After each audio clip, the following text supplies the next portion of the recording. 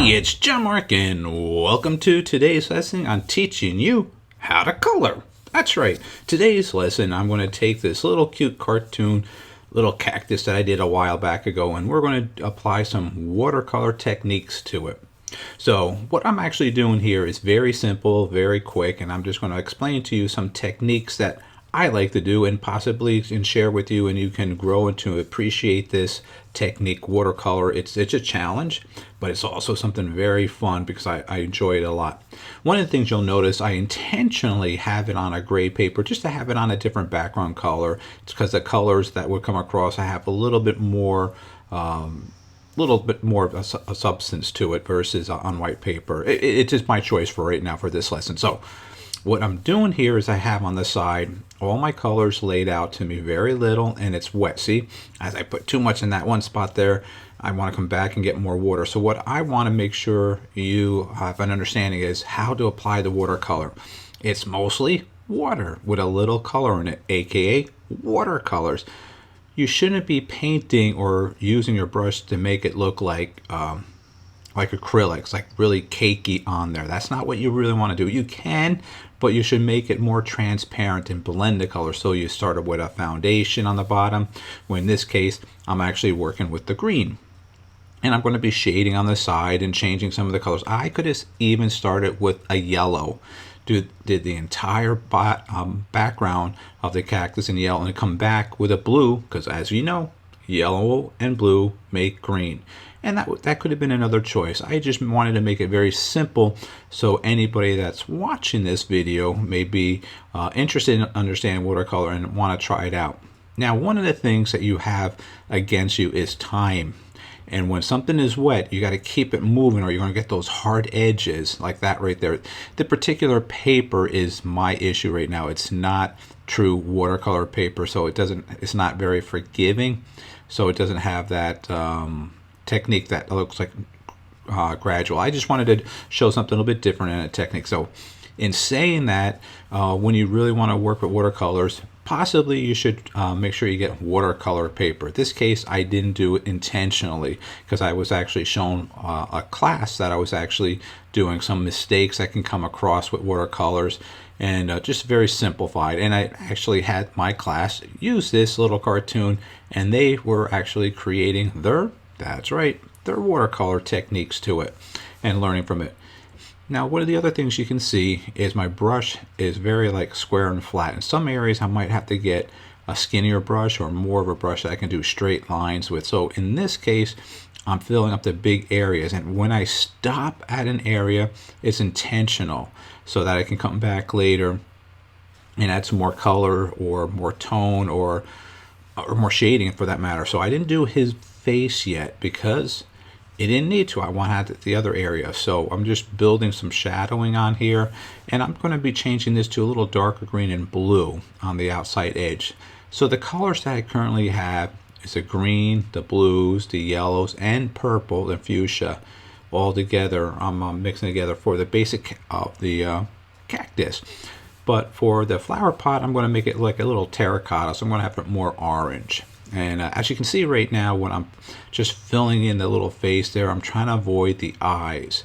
Try not to get that in there because then it's going to be bleeding. And as you know, we don't have white to really knock it out other than white out. Or if you want to do mixed medium and add some colored pencils and so forth, but white would not really be friendly. Now, as you can see on the top of the cactus there on his head, it's really dark, and I feathered it all the way down. That came out really, really nice. I like that. Now here's a little darker green on the edge, and I'm just getting on the edges here and so forth. That's right. I like that, how that's looking right now. Continue it on the other side. A little bit here and there. So what you want to practice is what you do on one side, wherever the light source is and the shadow, continue with that color on your brush and work it all the way on the same area, so you're not going to have to go back and forth.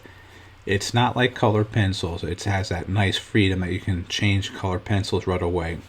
And watercolors, you might be fighting against the time or the color that you actually had in your palette. And my water that I have there is very, very, not a lot that I'm working off of, but I also have a a little paper towel that I'm blotting my brush on. And what do I mean by blotting? Sometimes I don't want my brush to be so overloaded with the watercolor in there, so I kind of like pull some out and I just tap on the paper towel, like boom, boom, boom. That's what's happening right now. And then I'm bringing it right back over and getting that color that I want. So it's not too little or too much on the brush. So the paper towel kind of helps keep that consistency, so I'm not putting too dark down.